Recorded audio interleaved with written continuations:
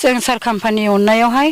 जों मोनदों बे लामाखौहाय सोब मोनफ्रोमबो आं हाथिसारनि अमेसनि जानानैहाय आं नैबे मिडिया ससियेलनि मिडियानि गेजेरजोंहाय आं बयखौबो जोंनि बे बिटिआर सालायबाय थानाय जाय प्रमद सारखौ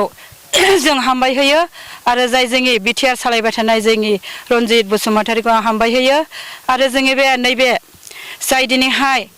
खाम्फा बरगयारिनि अननायजोंहाय आं बे लामाखौहाय गासै मोनफ्रोमबो दाब दाब जायगायावहाय जोंनि हाथिसारनि जानानैहाय आं खावलायबाय बिनिखायनो आङो दिनैहाय खावलायनो सानदों जाय दिनैहाय जोंनि हाथिसार एरियायावहाय मोनफ्रोमबो लामायाव हाब्रुजों दैब्रुजोंहाय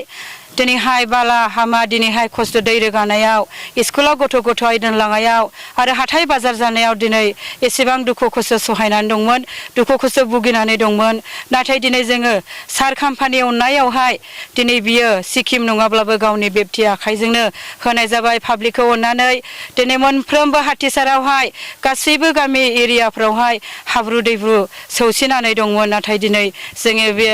सारनि अननायावहाय बियो गाव हरबाय पाब्लिकखौ अननानै आं दिनै बिनिखायनो जोंनि सार खाम्फा बरगयारिखौ जोबोद जोबोद आंनि गोसो गोरबोजों अननाय आरो सिबिनायखौ आं हामबाय होयो खाम्फा सार नोंखौहाय गिबिसिनथारावनो आरो बिनिफ्राय साबसिन हामसिन दिनैहाय जोंनि सार खाम्फाया आरो बेनिफ्राय साबसिन हाबा मावगोन होननानै आं रायजो राजाफोरनि सिगाङाव मिजिंथिबाय आं दिनै रायजो राजाफोरनि गेजेरावहाय आरोबाव दिनै बियो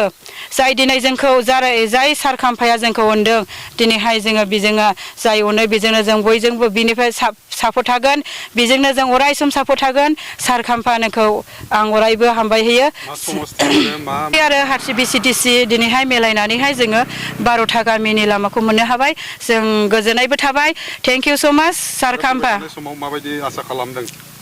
जों मोजाङैनो सारनि अननायाव आं आसा भरसा दङ सार नोंनि अननायावहाय दिनैहाय आरो जोंनि बे समाजनि गेजेरावहाय फैनाय हिसाबै नैबे बिसायख'थिखौ लानानैहाय अराय समबो जोंनि बे रायजो राजाया जाहाथे नोंजों अराय सम नोंनि दैदेननायावहाय जों जोबथा आरो नोंजोंनो अराय सम थाफागोन आरो नोंजोंनो जों सापर्ट होगोन होननानै नोंनिसिम मिजिंथिहरनाय जाबाय थेंक इउ स' माच सार खाम्फा